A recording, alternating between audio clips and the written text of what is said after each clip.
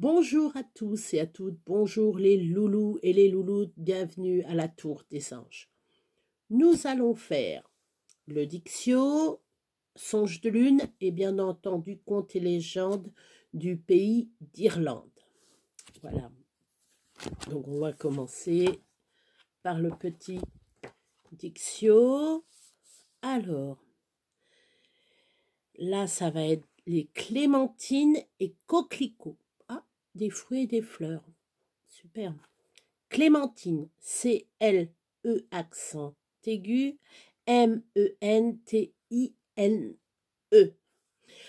Corentin adore les clémentines. Ce sont des fruits oranges pleines de vitamines. Alors là, ici, c'est les oranges. Corentin est en train. Je suis sûre qu'il en mange. Il doit en manger le coquin. Coquelicot, ces jolies fleurs rouges au milieu des blés en été, ce sont des coquelicots.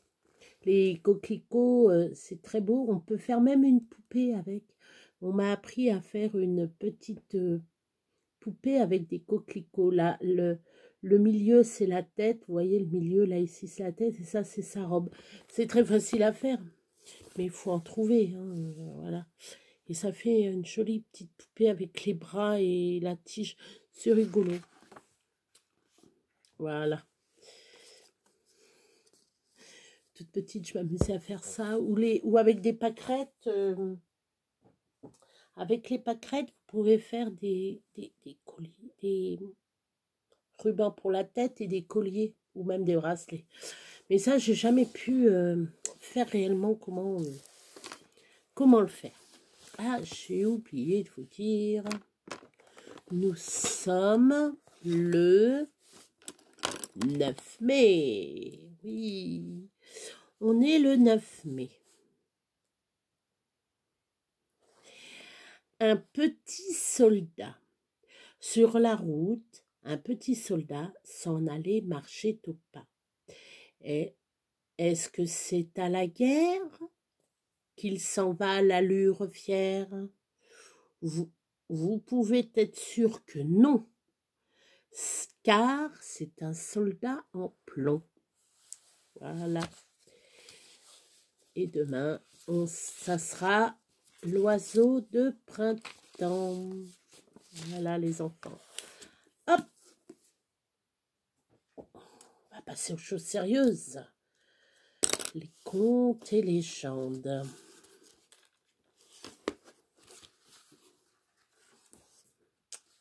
Alors hier, on avait vu le taurillon tacheté et la truite blanche. Oui, voilà.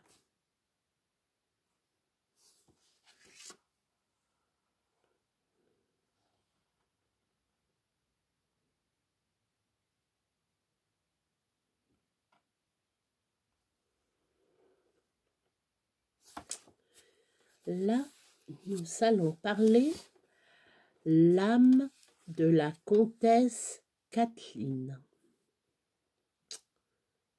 Il y a très longtemps, arrivèrent soudain dans un des plus pauvres cantons de l'Irlande 2 étrangers qui avaient l'air de venir de très loin et qui n'en parlaient pas moins la langue du pays à la perfection. Des boucles noires et luisées sortaient de leurs bonnets fourrés. Leurs yeux brillaient comme braises dans l'ombre, et leurs amples vêtements étaient fastueux. À l'hôtellerie qu'ils avaient choisie, ils vivaient discrets et retirés. On essaya de pénétrer le mystère qui les entourait. Les yeux étaient aux aguets. Les langues marchaient, mais en vain. Tout ce qu'on peut apprendre, tout ce que les 2 marchands inconnus laissèrent voir par mégarde ou permirent qu'on surprit par astuce, c'est que le soir, à la lueur de leur flambeau de cire, ils comptaient et recomptaient de gros tas d'or qu'ils remettaient ensuite dans des sacs.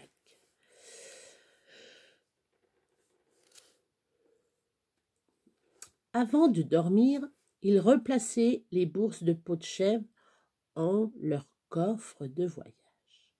Un beau jour, n'y tenant plus leur hôtesse qui, en recevant leur écho, avait aperçu un peu de l'aurore, prit son courage à deux mains pour leur dire « Permettez, messieurs les marchands, jusqu'à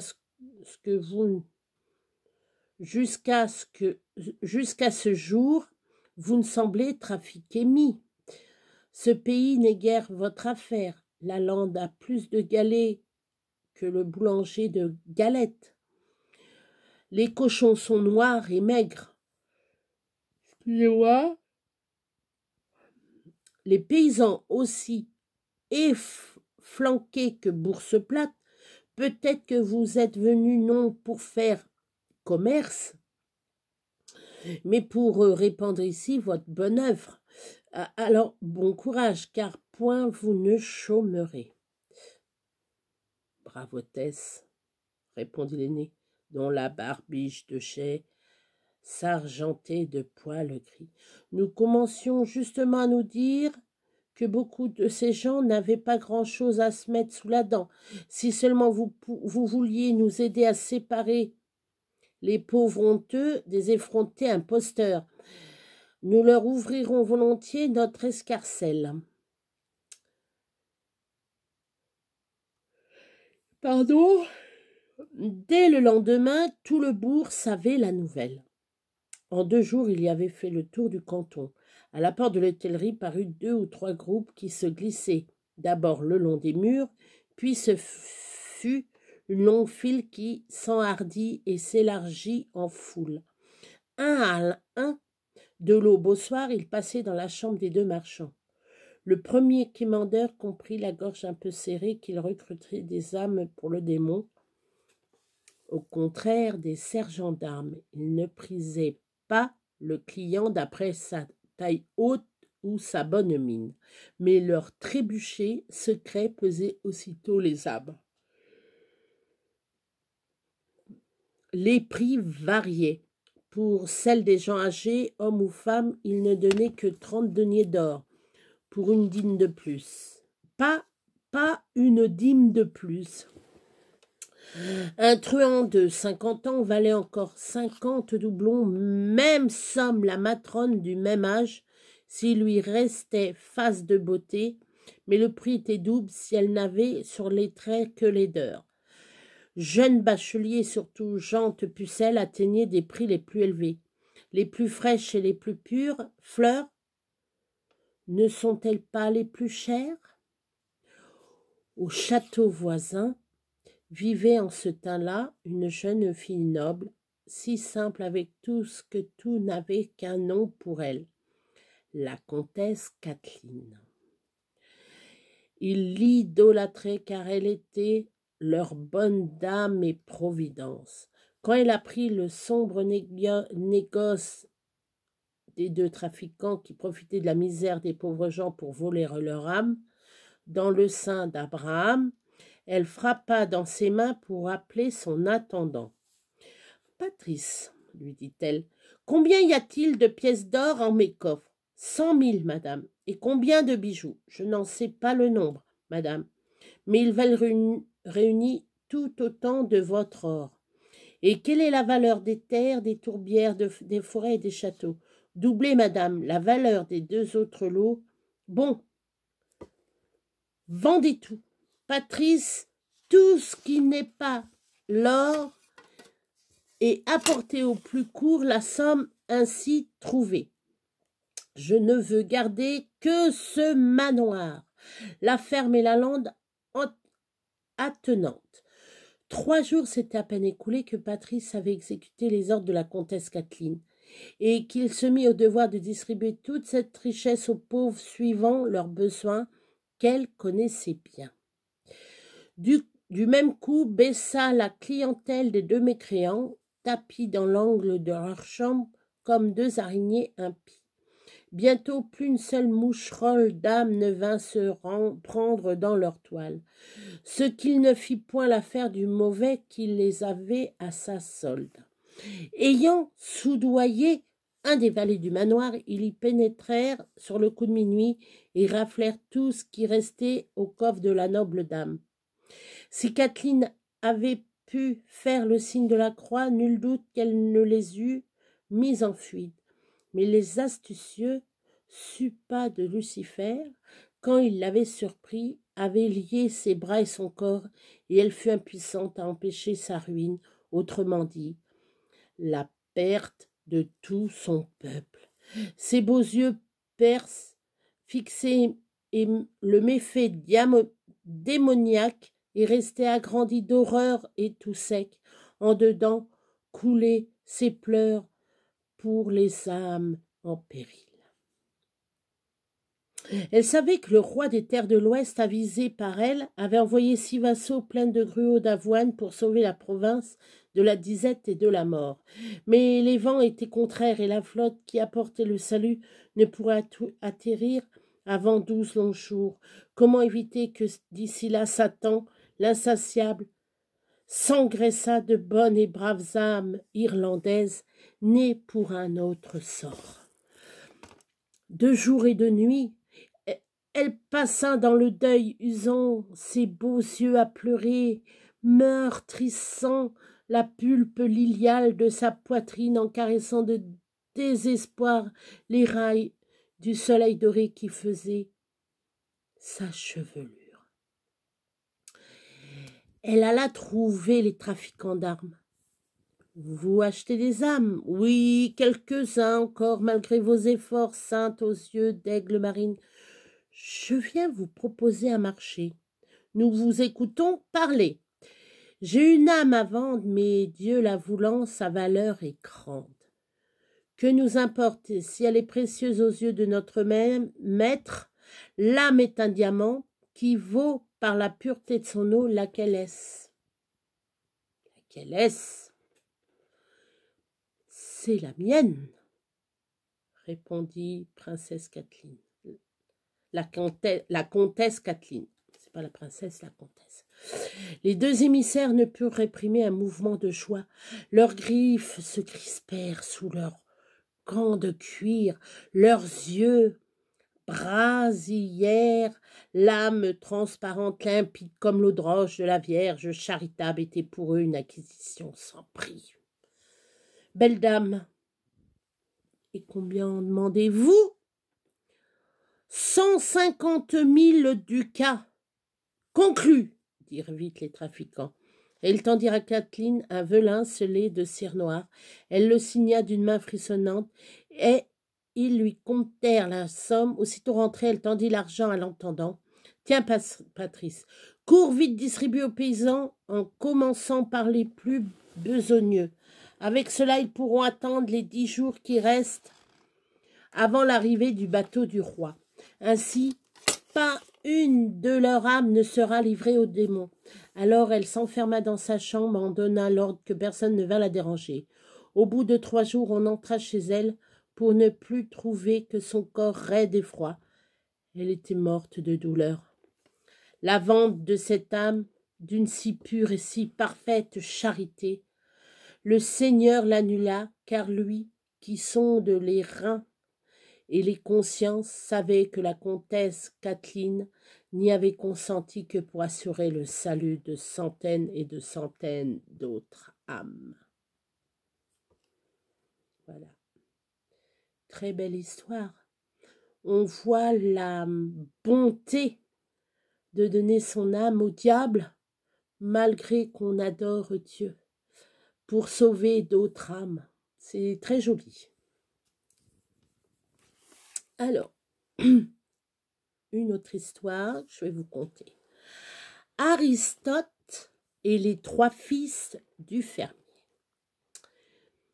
Il y avait une fois 3 villageois qui étaient très malins, mais qui se trompaient encore. Alors, ils allèrent trouver le maître de toute science, Aristote. Ils lui demandèrent s'ils avaient besoin de 3 aides. « Voir, dit le maître, cela dépend de ce que vous savez faire. » Le premier, il dit « Moi, je suis boucher. » Le deuxième dit Moi, je suis menuisier. Et le troisième, moi, conteur d'histoires et de légendes. J'ai justement besoin de vous. Allez souper, dormir et nous verrons demain. Le lendemain matin, il dit au boucher de tuer un bœuf. 1 heure après, Aristote le retrouve s'affairer à ôter et à mettre ses vêtements sans se soucier de faire sa besogne. Je vais te dire, j'ai une chemise à mon père et une à ma mère. Je voudrais mettre sur ma peau la chemise de celui des deux qui est le plus proche de moi. Mais je sais lequel. Le maître lui dit, tu es un homme, alors il y a 2 tiers de ton père en toi et 1 tiers de ta mère. Si tu étais une femme, ce serait l'inverse. Mais donc en premier la chemise de ton père, c'est tout ce que notre compère voulait savoir. En 3 minutes, le bœuf était abattu et troussé pour la table. Au second garçon, Aristote commanda de couper à la hache l'arbre de la cour. Le menuisier prit la hache, mais il la leva si peu qu'elle effleurait à peine l'écorce. « Qu'est-ce qui t'empêche de frapper comme il faut ?» Si je lève ma main trop haut, j'ai peur de lancer ma hache au ciel. Si je la baisse trop, la hache, j'ai peur qu'elle n'aille au fond de la terre. Je voudrais savoir laquelle des deux est le plus près. Aucun des deux. Tu es en leur milieu. Satisfait, le bûcheron abattit l'arbre et en un tour de main. Le soir venu, Aristote dit au troisième, « Eh bien, qui ne commences-tu à nous conter un conte ? Je ne demande pas mieux, mais je ne sais jamais du maître de la maison ou de moi-même doit commencer en toute justice. » Voici la règle, dit Aristote. Dans toute maison où le maître se montre faible, sombre et morose, c'est l'étranger qui a le droit de commencer. Dans toute maison où le maître se montre fort, d'humeur claire et causante, garde-toi de lui couper la parole. L'histoire ne dit pas qui d'Aristote ou du troisième compère prit le premier la parole. Avant l'aube, Aristote, que la présence des 3 compères empêchait de dormir, dit à son fils d'aller s'assurer s'ils étaient dans leur lit. Au bout d'un instant, le fils dit que le trio avide de sciences nouvelles avait déguerpi. « Ah, ils font fi de ma science, dit le maître. Mets-toi donc à leur trousse et rapporte-moi leur tête. » Le fils enfourcha le meilleur étalon et ne tarda pas à les rattraper. Quand les rusés l'aperçurent, ils se mirent à se battre au milieu de la route. « Qu'avez-vous à vous battre, vous qui êtes des frères ? Justement, nous nous battons pour l'héritage de notre père. » « Qu'est-ce donc ? » ?»« Un arbre. » Que t'en a-t-il laissé à toi, fit au premier. « Tout ce qui est sous la terre et tout ce qui est sur la terre. » « Et à toi, fit au deuxième. Il m'a laissé tout ce qui est courbe et tout ce qui est droit. » « Et toi, fit le troisième. Il m'a laissé tout ce qui est vert et tout ce qui est sec. » « Je ne sais pas à qui l'arbre doit revenir, dit le fils, très embarrassé. Mais j'y pense. Qui de vous est le plus vieux ? Là-dessus, répondit le premier. Tout ce que je puis te dire, c'est que mon frère m'a acheté plein un bateau de rasoir et je les ai tous usés jusqu'à dos à me raser. Certes, ils sont rudes tes joues. Et toi, quel âge as-tu ? Là-dessus, répondit le deuxième. Tout ce que je peux te dire, c'est que mon père m'a laissé plein d'un bateau de grandes et de petites aiguilles, et je les ai tous usés à raccommoder mes chaussures. Certes, est-elle dure l'étoffe de tes chaussures, et toi, quel âge as-tu ? Là-dessus, répondit le troisième, tout ce que je peux dire, c'est que mon père m'a donné plein un bateau de cuillères et de couteaux, et je les ai tous usés à manger mes repas. Je ne sais vraiment pas à qui de vous reviennent l'héritage, reprit le fils, de plus en plus embarrassé, mais j'y pense. Quel êtes-vous 3 le plus vite à la course ? Le premier répond. Le jour le plus venteux d'un ciel de mars, jette du haut d'une tour un sac de plumes, je les remettrai toutes dans leur place avant qu'elles aient touché terre. Le deuxième répond. Amène-moi le cheval le plus rapide du monde.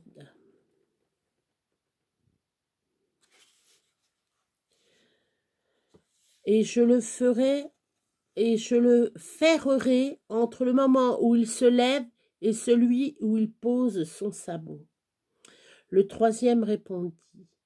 Une matinée de printemps, mets-moi un lièvre dans la lande la plus vaste que je puisse trouver, je l'attraperai en un clin d'œil. Plus perplexe que jamais, le fils d'Aristote baissa la tête. Décidément, conclut-il, je ne puis rien décider du tout quant à votre héritage. Attendez-moi là, je vais aller consulter mon père qui sait tout. Il m'avait dit de vous couper la tête, mais avant il faut que la question soit résolue.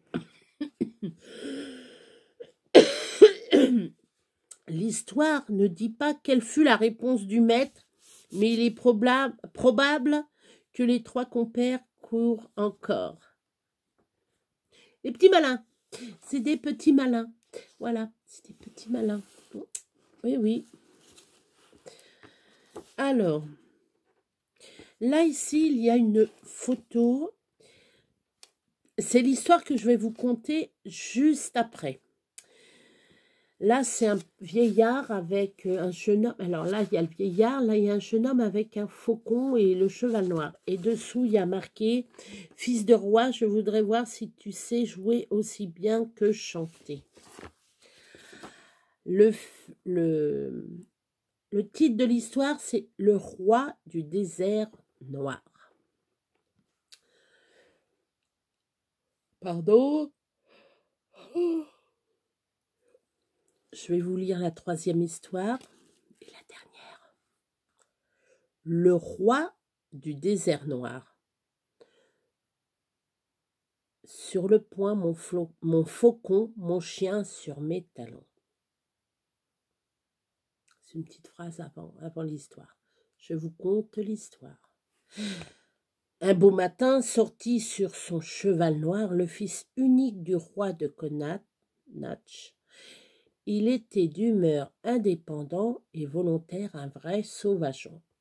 À la hauteur d'un buisson, accroché au flanc de la vallée, il croisa un vieillard grisonnant qui leva la main et dit « Fils de roi, je voudrais voir si tu sais jouer aussi bien que chanter. » Pensant avoir affaire à un vieux toqué, le jeune prince mit pied à terre et jeta la bride sur une branche d'aubépine. « Qu'allons-nous jouer ?» fit le vieux en tirant ses cartes. « Tout ce que tu voudras. Bon, si je gagne, il faudra que tu fasses tout ce que je te demanderai. Si tu gagnes, il faudra que je fasse tout ce que tu me demanderas. » Ça va, entendu. Le fils du roi gagna la partie. « Que désires-tu que je fasse pour toi, fils de roi ? Je ne crois pas que tu puisses faire grand-chose. Dis toujours, je n'ai jamais perdu sans payer mon gage. Ôte la tête de ma marâtre et à la place mets-lui une tête de chèvre. »« Je ferai cela pour toi, dit le vieillard grisonnant. » Le jeune prince continua d'errer sur la lande, chantant et fredonnant.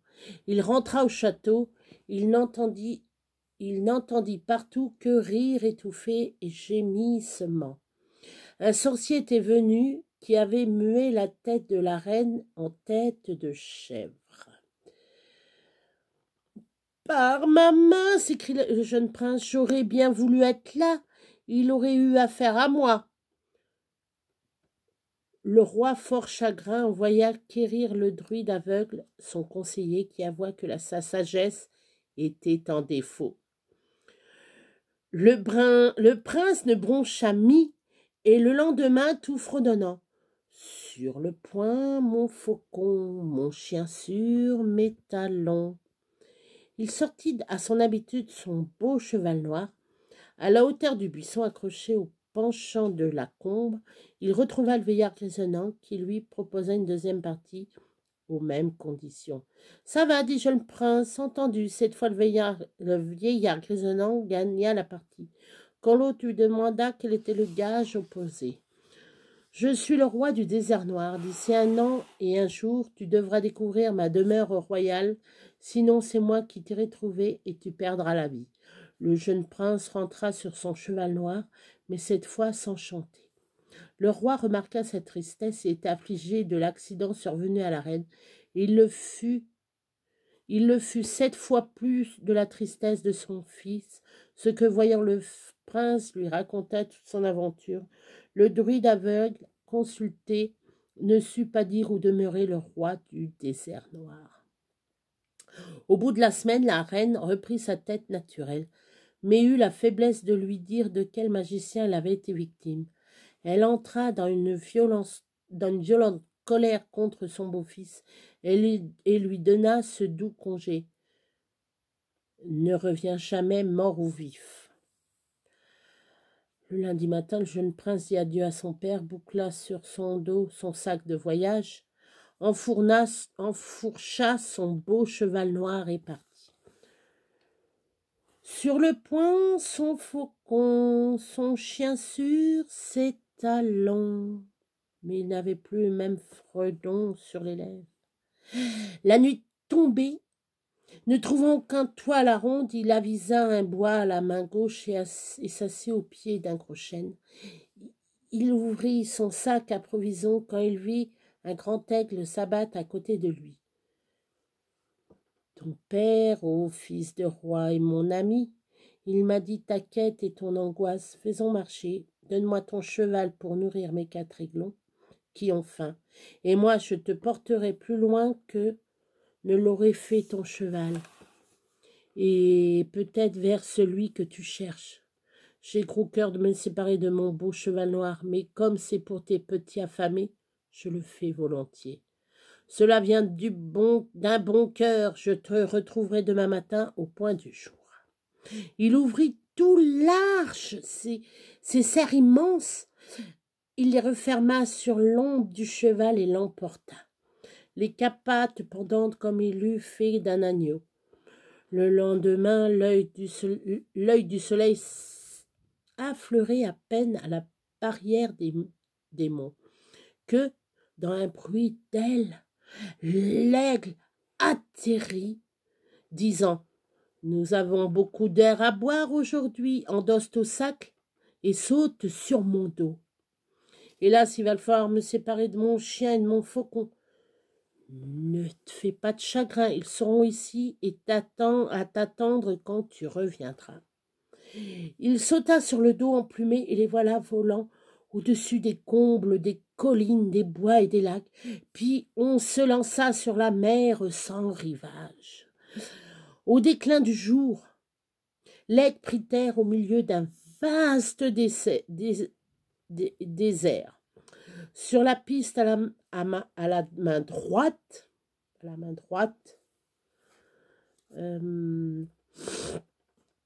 elle te mènera à la maison d'un ami. Au revoir, je retourne donner à manger à mes aiglons. Le prince, heureux de se dégourdir les jambes, vit bientôt une maison grandir dans la pénombre. Il entra, un vieillard grisonnant était au coin du feu, se leva et dit « Mille bienvenue à toi, fils du roi de Connache. »« Salut, vieillard. Qu'on me dit être ami des miens, je ne te connais pas. Moi, j'ai connu ton grand-père, viens souper. » Ce n'est pas de refus. Le vieillard frappa dans ses mains, 2 serviteurs apportèrent des viandes variées et force pain devant le prince affamé. Quand il eut mangé son content, « Je sais qui tu cherches, dit le vieux. Va dormir, je vais parcourir mes parchemins et méditer pour voir si je puis t'aider et trouver le roi du désert noir. » On conduisit à sa chambre le prince qui dormit à poing fermé. Le lendemain matin, le vieillard lui dit « Lève-toi vite, il faut te faire 200 lieues avant midi. Je suis assez bon cavalier, mais je ne pourrai les faire. Je te donne le cheval qu'il faut. » Il lui fit emmener un bidet blanc qui ne payait pas de mine en lui disant de lui laisser la bride sur le cou. Quand il s'arrêtera, regarde en l'air, tu verras 3 cygnes blancs comme la neige. Ce sont les 3 filles du roi du désert. L'une d'eux au bec tiendra une serviette verte. Aucune autre être au monde ne peut te conduire à la demeure que tu cherches. En prenant terre sur les bords du lac, les cygnes se mueront en jeunes filles qui iront jouer et danser dans l'eau. Ne perds pas de vue la serviette verte laissée à terre. Prends-la et va te cacher derrière un buisson. Quand les jouvencelles sortiront de l'eau, 2 redevenus en cygne, prendront leur envol. La troisième, affairée de chercher la serviette, dira « Je ferai tout au monde pour celui qui m'apportera ma serviette. » Parais alors et dis-lui que tu souhaites une seule chose, qu'elle te conduise, toi, fils d'un roi puissant, à la maison de son père. Tout arriva comme l'avait prédit le vieillard. Quand le jeune prince eut tendu la serviette à la baigneuse et lui eut dit son vœu, elle lui demanda rougissant « Es-tu sûr que tu ne désires de moi rien d'autre ?»« Bien sûr, répond le jeune homme. Alors je te montrerai la demeure que tu cherches, mais sur ton âme, ne dis jamais à mon père que c'est moi qui te l'ai indiqué. Auprès de lui, fais semblant d'avoir un grand pouvoir magique et je serai une bonne amie pour toi. Je ferai comme tu veux. » Alors déjà mue en cygne, elle dit « Saute sur mon dos et serre-moi bien fort. » Elle battit des ailes comme de joie, et les voilà partis dans la lumière par-dessus monts, vallées, tourbières, rouges et vertes campagnes. À l'instant où le soleil a exposé sur l'horizon, elle se posa elle-même sur l'herbe et dit « Vois-tu là-bas une vaste demeure? C'est là que vit mon père. Bonne chance quand tu te sentiras en danger. Garde confiance, je serai à tes côtés. » Introduit dans la demeure que trouverait-il assis sur un trône d'or, le vieillard grisonnant qui l'avait défié aux cartes. « Je vois, fils du roi, que tu m'as trouvé en temps voulu. Depuis quand as-tu quitté la maison de ton père? » « Depuis ce matin, en sortant du lit, j'ai aperçu un arc-en-ciel et j'ai sauté dessus. J'ai grimpé jusqu'à son sommet. Après, je n'ai eu qu'à me laisser glisser sur l'autre courbure jusqu'à ta demeure. Par ma main, c'est là un beau tour d'adresse. Si je voulais, j'en ferais de plus merveilleux. Nous verrons, dit le roi du désert. Il te reste 3 épreuves, attendez. Si tu réussis, tu auras à prendre épouse parmi mes 3 filles. Si tu échoues, tu perdras la vie ainsi que bon nombre de jouvenceaux avant toi. Parle, dit le prince sans sourciller. En ma demeure, on ne mange et ne boit qu'une fois par semaine, et notre repas a eu lieu ce matin avant ton réveil. Cela m'est égal, je puis jeûner 1 mois de suite. Bon, dit le roi. Et sans doute tu peux rester aussi longtemps sans dormir? Le plus facilement du monde. Viens donc que je te montre ton lit. Il le conduisait au pied d'un grand arbre fourchu. Monte là-haut dans la fourche et sois prêt au lever du soleil. Ainsi fit le prince. Dès que le vieux roi se fut endormi, la jeune fille vient chercher le jouvenceau, l'emmena dans une belle chambre couverte de peaux de bête, et l'on pouvait magnifiquement endormir. Dès qu'au premier chant du coq, le vieux roi se frotta les yeux, elle ramena le prince sur la fourche de son arbre. « Lève-toi, lui dit le vieillard au lever du soleil, et viens que je te montre ta tâche aujourd'hui. » Il le conduisit au bord d'un lac devant un vieux château. « Démolis ce château et jette-en toutes les pierres au lac avant le coucher du soleil. » Le jeune prince se mit à l'ouvrage, mais les pierres scellées et scellées par le temps ne faisaient qu'une seule pierre.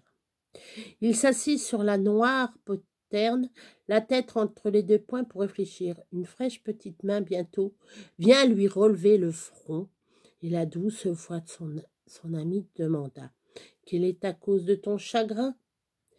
Et le jouvenceau lui dit son épreuve. « Qu'à cela ne tienne. Répare d'abord tes forces et nous verrons la chose ensemble. » Elle avait apporté pain qui fleurait bon, bœuf saignant et vin capiteux. De sa baguette, elle toucha le vieux château, qui du coup s'écroula en miettes, et en 2, ce ne fut plus qu'un jeu de tout jeter au lac. Surtout, fit-elle avant de disparaître, ne dis pas à mon père que c'est moi qui suis venue t'aider. Au cocher du soleil, le vieux roi s'approcha. « Je vois que tu as accompli la tâche du jour. »« Oui, répondit le prince qui disait vrai. Sans la moindre difficulté, avec le plus vif plaisir, le vieux roi conçut une autre idée de son pouvoir magique. S'il en est ainsi, ajouta-t-il, ton travail de demain sera de tirer du lac toutes les pierres sans en excepter une et de reconstruire le château tel qu'il était. En attendant, va dormir sur la fourche de ton arbre. Et il y conduisit, lui donnant rendez-vous au lever du soleil. Dès qu'il eut tourné les talons, la jouvencelle arriva, conduisit le prince à la chambre de la veille, et il y garda jusqu'à la fine pointe de l'aube où il le reposa sur sa fourche. « Il est temps de te mettre à l'ouvrage !» lui cria le vieux roi dès que le soleil eut paru. « Ah !» fit le prince en s'étirant comme un ami, comme un qui a dormi tout son content. « Rien ne me presse puisque je sais au juste tout ce que j'ai à faire à une pierre près. » Sans hâte, il se rendit au bord du lac. L'eau était si profonde et si noire qu'il saisit la tête entre les deux poings, la fixant de ses yeux inquiets. Il sentit bientôt deux fraîches petites mains qui se glissaient sur ses paupières et la voix de Blanche Épaule. Il savait maintenant le nom de son ami, tinta légèrement à son oreille. « Quelle est la cause de ton chagrin ?» Le Jovenceau lui dit son épreuve. « Qu'à cela ne tienne, répare d'abord tes... Que cela ne tienne, répare d'abord tes forces et nous ferons la chose ensemble. » Elle avait apporté pain qui fleurait bon, bœuf saignant et vin capiteux. De sa baguette, elle toucha l'eau noire qui bouillonna et revomit toutes les pierres au château sans en excepter qu'une seule. Ensuite, à eux deux, ce ne fut plus qu'un jeu de reconstruire le vieux château. Quand le roi le retrouva debout le soir, il dit « Je vois que tu as fait l'ouvrage de la journée. » Oui, répond l'autre négligemment, avec la plus grande aisance et le plus grand vif plaisir. Le vieux roi se dit qu'il avait un pouvoir magique super au sien. Il le reconduisit à son arbre. Quand il lui eut tourné les talons, Blanche Épaule enleva le prince comme les deux autres nuits et le ramena en temps voulu. Au soleil levant, le vieux roi survit et dit « Viens, que je te montre ce que tu auras à faire aujourd'hui. Voici fontaine de 20 pieds de tour, de 100 pieds de profondeur. L'armée de fer est au fond à garder l'anneau de ma grand-mère. C'est cet anneau que je veux. » Le prince pensif tourna autour de la fontaine. Au troisième jour, il trouva Blanche Épaule et lui dit quelle était l'épreuve. « C'est la dernière, la plus rude. Même pour moi, mais il s'agit de sauver ta tête. Ferai ce que je pourrai, répare d'abord tes forces. » Pendant que le Jouvenceau buvait et mangeait bœuf saignant, vin capiteux et pain frais, son ami se changea en noir, plongeon, et disparut au fond de la fontaine au bout de plusieurs instants, qui réapparut bien long à son ami. Elle vit sortir des eaux tourmentées une fumée, des éclairs, et à la fin entendit l'explosion d'un tonnerre qui gronda et sépara en deux murailles blanchissantes les eaux de la fontaine. Au milieu s'avançait Blanche Épaule qui tendait l'anneau d'or à son ami. Avec les puissances de l'enfer, la lutte a été rude. J'ai le petit doigt brisé, mais la bataille est gagnée et ta vie est sauve. Quand viendra mon père, garde-toi de lui donner l'anneau. Maintenant, c'est à toi de commander. Enjoins-lui de tenir sa parole et de te donner une de ses filles. Il te mènera à la choisir. Nous serons toutes les trois dans une chambre. La porte est en guichet au milieu. Non. La porte a un guichet au milieu. Nous y passerons chacun notre main droite. Tu saisiras la main au petit doigt brisé, ce que, voyant mon père, nous unira. Tu es la veine et l'amour de mon cœur, Blanche Épaule. Le soir, le vieux roi vint s'informer, et si le jeune homme avait trouvé l'anneau, assurément j'ai bien soutenu méchante petite bataille avec une poignée de démons, mais j'en aurais vaincu 7 fois plus. Ne sais-tu pas que je suis l'homme de Conache? Donne-moi l'anneau, demanda le vieux roi. En 2 mots comme en 4, je ne te le donnerai point. C'est à toi de me donner la femme que tu m'as promise. Soit, dit le roi. Et il le fit entrer dans sa demeure. Tout se passa comme avait prédit Blanche Épaule. Voici ta fille, dit le prince, en montant au vieux roi la main au petit bois blessé. Et maintenant, donne-moi sa dot. Il n'a jamais été question de dot entre nous. que je sache. Tout ce que vous aurez, c'est un poney brun rapide pour vous emmener le plus vite possible hors de ma vue, et que je ne vous revoie plus mort ou vif, au grand jamais. En selle et prenez le large. Et ils demandèrent pas mieux. En 3 heures, le poney brun les amena au coin du bois, où le prince, encore triste, avait laissé son cheval à l'aigle, son chien et son faucon à l'air du temps. L'aigle fut aussi généreux que l'air du temps, car le Jouvenceau trouva les 3 êtres qu'il aimait beaucoup, mais moins que le 4e qu'il amenait en croupe. Ainsi entouré, le jeune prince aventureux et volontaire rentra chez le roi son père en chantant « Sur le poing, mon faucon, mon chien sur mes talons, ma femme à mon arçon. » Et voilà, c'est fini les enfants. J'espère que ça vous a plu. Je vous fais 1000 bisous. À vous mes loulous et louloutes. Et je vous dis bonne nuit les petits.